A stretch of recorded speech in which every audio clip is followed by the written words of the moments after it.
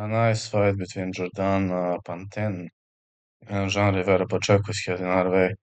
Pacheco, not too famous, he lives in San Juan, Puerto Rico.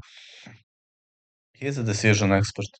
Lost to Hugo Noriega, but outsmarted Luis Valentin, Eduardo Pacheco, Rodrigo Solis, Antonio Sanchez, and Jordan Panten has a lot of power.